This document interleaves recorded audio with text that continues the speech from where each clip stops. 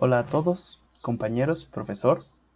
Mi nombre es Guillermo Carrillo, del grupo 13, de redacción y exposición de temas de ingeniería.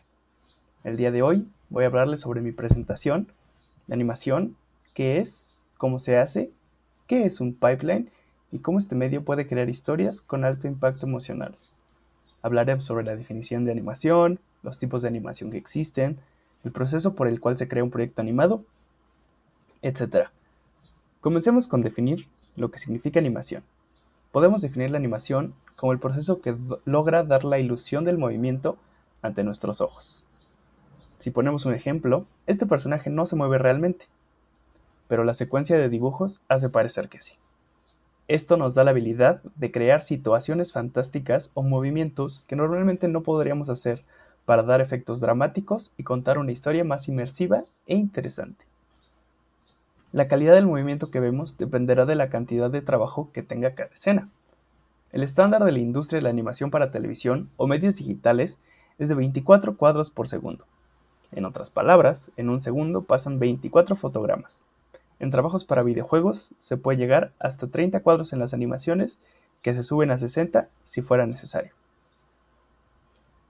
Algunos de los estilos más comunes de la animación es el 2D, ¿no? El cual crea la ilusión del movimiento utilizando dibujos que se pueden hacer con hojas de papel, o ya existen programas especializados para animar. Podemos mencionar algunos que pueden ser Clip Studio, que también es una herramienta de ilustración, Adobe Animate, Toon Boom, etc. Este tipo de animación comúnmente lo encontramos en programas de televisión, anime, en películas y en algunos videojuegos. En el caso de las películas comienza a verse un poco menos, pues se ha vuelto más común el uso de animación 3D, aunque no es la regla. Por ejemplo, Klaus de Netflix en 2019 fue animada totalmente en 2D. Personalmente, este tipo de animación es mi favorito y es el cual aspiro a desarrollar. También existe el 3D. Para crear la ilusión del movimiento, en este tipo de animación se utilizan modelos de computadora en 3D. A esto se les realiza un proceso conocido como rigging, mediante el cual la persona encargada le crea un esqueleto al modelo con el cual podrá moverlo pose a pose para obtener los resultados deseados. Muchos estudios han adoptado el 3D como la forma por defecto de creación de películas animadas, como Disney o Pixar, o DreamWorks también. Lo encontramos comúnmente en videojuegos, pues los modelos se pueden usar en la animación y también dentro del juego. Por último, la animación 3D se utiliza para la creación de efectos especiales en todo tipo de proyectos. Junto con el motion capture o captura de movimiento, se pueden usar para traer movimientos hechos por personas a algún tipo de programa de computadora. Algunos de los programas más comunes utilizados para este tipo de animación son Maya, Blender, Cinema 4D, etc. Por último vamos a mencionar el stop motion, en el cual se utilizan modelos reales, podríamos decir, con este método, y la ilusión de movimiento se logra mediante tomar cada figura, moverla un poco y tomar una foto, haciendo que esa foto sea el fotograma que saldrá en el video. Este método también se encuentra en películas, en series, pero en menor cantidad. Esto es porque la cantidad de trabajo requerida es considerablemente mayor para obtener un proyecto finalizado. Un ejemplo de TV es Shirakuma y Kaoru en Netflix, que nos muestra mucho de lo que se puede lograr solamente con este medio de animación. Algunos de los programas comúnmente usados para el stop motion son iStopMotion, Dragonframe, etc. Muchas veces, o la mayoría de las veces, se combinan tipos de animación para obtener diferentes resultados. A veces se utilizan personajes en 2D, con fondos en 3D, o stop motion, con efectos especiales en 3D, o cualquier variación y combinación de estilos.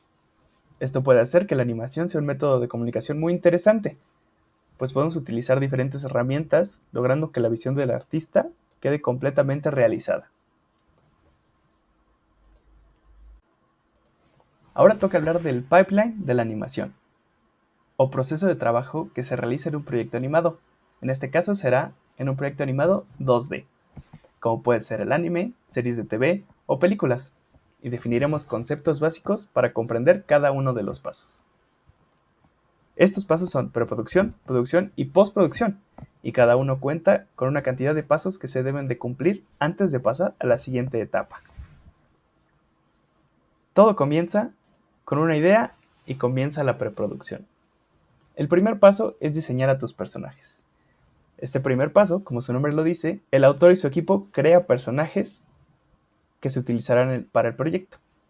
Se piensa en sus personalidades, en sus estilos y en cómo reaccionarían a diferentes situaciones que podrían pasar en una historia. Después se crea arte conceptual. El arte conceptual es que se crean piezas de arte que nos explica un poquito cómo va a estar el contexto de la obra.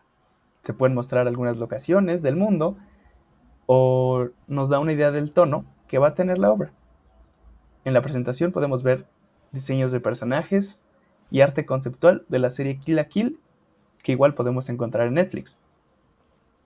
Después se escribe un guión y con este guión se comienzan a hacer storyboards. Los storyboards son una versión simplificada de lo que será cada escena, dándonos una idea de qué composición tendrán, las acciones que sucederán, y esto se hace para todo el proyecto. Se crean storyboards prácticamente para cada una de las escenas del proyecto, pues la planeación de cómo quedarán es sumamente importante. Luego con estos storyboards se hacen animatics. Los animatics son una pequeña animación creada con estos storyboards para darnos un rango de tiempo de cuánto va a durar cada acción en cada escena. Y así encontramos la sensación que nos dará cada escena. El animatic que se muestra aquí es el de Feel Good Inc. de la banda Gorillaz, de su video musical.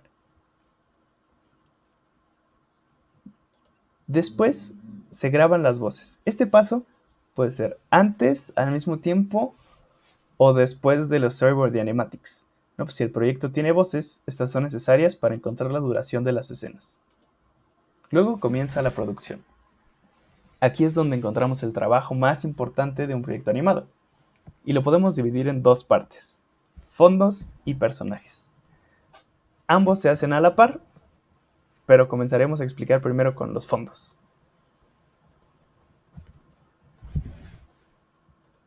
Con los ya mencionados fondos, se requieren mínimo 3 pasos en la producción. Se hace el boceto de cómo va a quedar, se limpian, que en otras palabras es simplemente hacer una versión mejorada de los bocetos, y pues lo hace presentable. Y por último, el arte final, que es retocar detalles y, como su nombre lo dice, llegar a un producto final en los fondos del proyecto.